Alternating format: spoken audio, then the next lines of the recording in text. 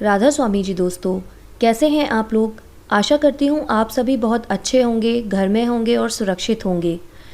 आज मैं आपके सामने जो कहानी लेकर आई हूँ या कहिए कि जो टॉपिक लेकर आई हूँ, उसको सुनने के बाद आपके जीवन में आपके सोचने की प्रतिक्रिया शायद बिल्कुल ही बदल जाए। एक बार की बात है, एक साइंटिस्ट ने बड़ा ही इंटरेस्टिंग सा एक्सपेरिमेंट किया। उसने एक पिंजरे के अंदर कुछ बंदरों को डाल दिया और वहाँ पर एक लंबी सी सीढ़ी लगा दी और उस सीढ़ी के ऊंचाई पर कुछ केले के गुच्छे बांध दिए।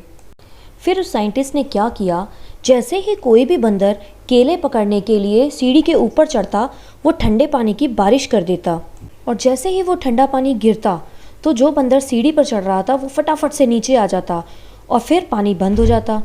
ऐसे ही कोई और बंदर केले लेने के लिए ऊपर चढ़ता, फिर दोबारा से ठंडे पानी की बारिश हो जाती, फिर वो नीचे उतरता और बारिश बंद हो जाती।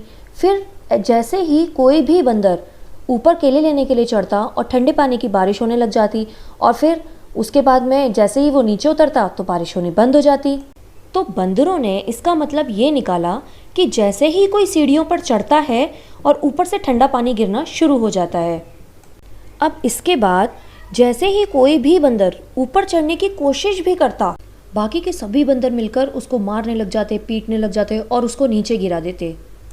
अब उस साइंटिस्ट ने क्या किया, उसमें से एक बंदर को निकालकर उसकी जगह पर एक नए बंदर को डाल दिया। अब उस नए बंदर को तो बिल्कुल भी पता नहीं था, बिल्कुल भी अंदाज़ा नहीं था कि यहाँ पर क्या सीन चल रहा है। उसको तो बस जैसे ही केले नज़र आए वो फटाफट से सीढ़ी की तरफ भागा और सीढ़ी की तरफ चढ़ने लगा। लेकिन अब की बार साइंटिस्ट ने उस बंदर के ऊपर कोई भी बारिश नहीं करी, लेकिन फिर भी बाकी के सभी बंदरों ने उस बंदर को चढ़ने नहीं दिया। उस बंदर को पकड़ा, नीचे गिराया और मारने पीटने लगे। अब इस नए बंदर को बिल्कुल भी समझ में नहीं आया कि ये मेरे साथ क्या हो रहा है। तो उसने दोबारा चढ़ने की कोशिश करी और दोबारा बाकी के बंदरों ने उसको पकड़ के नीचे गिराया, मारा, पीटा और उसको बिल्कुल भी चढ़ने नहीं दिया। तो अब इस नए बंदर ने क्या पता लगाया कि सीढ़ी पर चढ़ना मना है, अगर सीढ़ी पर चढ़ेंगे तो मार पड़ेगी। अब सीढ़ी पर क्यों नहीं चढ़ना है, क्यों मार पड़ेगी, ये उसको नहीं पता था। बस उसके दिमाग में ये था कि अगर सीढ़ी पर चढ़ोगे तो मार पड़ेगी। अब वो भी उन्हीं की तरह करने लगा, ना तो सीढ़ी पर चढ़ा और ना ही किसी बंदर को चढ़ने दिया। अब उस साइंटिस्ट ने क्या किया कि एक दूसरे बंदर को उसमें से निकाला और दूसरे एक नए बंदर को फिर उन 3 बंदरों के बीच में डाल दिया। अब पहले वाले नए बंदर की तरह इस वाले बंदर को भी नहीं पता था कि यहाँ क्या सीन चल रहा है। तो उसने भी जैसे ही सीढ़ी को देखा वो झट से सीढ़ी के ऊपर चढ़ा और वहाँ से केले उतारने के लिए बस चढ़ ही रहा था, फिर से बंदरों ने उसे पकड़ा, नीचे गिराया और पीटना शुरू कर दिया।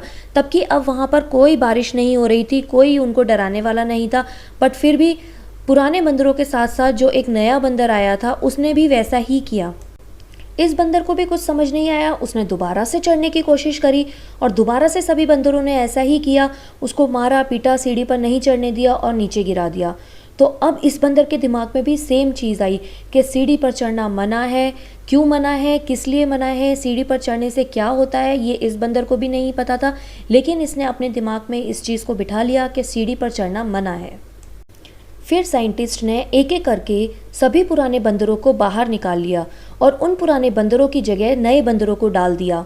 अब सभी नए बंदरों को नहीं पता था कि यहाँ पर क्या सीन चल रहा है। अब पुराने बंदर निकलने के बावजूद भी किसी को ये नहीं पता था कि सीढ़ी पर चढ़ना क्यों मना है, क्या होता है सीढ़ी पर चढ़ने से।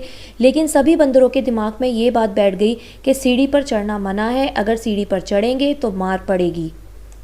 और अब इस सब के बाद कोई बंदर कोशिश भी नहीं कर रहा था, जबकि अब कोई ठंडे पानी की बारिश नहीं हो रही थी, कोई उनके ऊपर बारिश करने वाला नहीं था। लेकिन सबके दिमाग में ये चीज़ बैठ गई थी कि सीढ़ी पर चढ़ना मना है, सीढ़ी पर चढ़ेंगे तो मार पड़ेगी।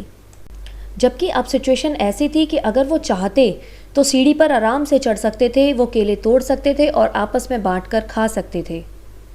तो दोस्तों, अब तो आप समझ ही गए होंगे, हम इंसानों के साथ भी बिल्कुल ऐसा ही होता है।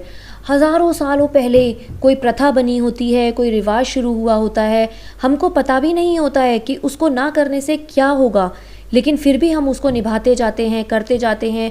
उसके लिए चाहे हमें अपने अपनों को परेशान करना पड़े, चाहे अपनों को दुख देना पड़े, लेकिन हम उस रिवाज को निभाते हैं। उस प्रथा को करने के पीछे कोई ना कोई वजह ज़रूर होती है, लेकिन हम उसी प्रथा को चलाते रहते हैं, चाहे वो प्रथा का जो अंजाम होता है वो ख़त्म हो जाता है, लेकिन हमारे दिमाग में वो चीज़ इतनी घर कर जाती है कि हम उसी को सदियों सदियों चलाते रहते हैं। किसी में इतनी हिम्मत नहीं होती है पूछने की कि हम क्या कर रहे हैं, क्यों कर रहे हैं, बस सबको ये पता होता है कि ऐसा ही होता है। अभी जिस एक्सपेरिमेंट के बारे में मैंने बताया आपको, उसमें तो वो बेचारे बंदर हैं, जानवर हैं, उनको नहीं पता कि क्वेश्चन कैसे पूछा जाता है। लेकिन अगर हम इंसान होने के बावजूद भी क्वेश्चन ना करें, उसका रीज़न जानने की कोशिश भी ना करें, तो उन बंदरों में और हम इंसानों में क्या फ़र्क रह जाएगा। तो दोस्तों, आप भी इस बात को ज़रूर सोचिएगा और मुझे कमेंट करके बताइएगा कि क्या किसी भी प्रथा को बिना जाने निभाने से पहले क्या एक बार क्वेश्चन करना नहीं बनता है। आगे ऐसी ही कहानियों के साथ मेरे साथ जुड़े रहिए और मैं आशा करती हूँ मेरी कहानी आपको बहुत पसंद आई होगी। और मेरे चैनल को अगर अभी तक आपने सब्सक्राइब नहीं किया है तो प्लीज़ दीवाजी अपडेट्स 2.0 को आप सब्सक्राइब कर दीजिए और मिलते हैं आपसे ऐसी ही एक प्रेरणादायक स्टोरी लेकर। धन्यवाद।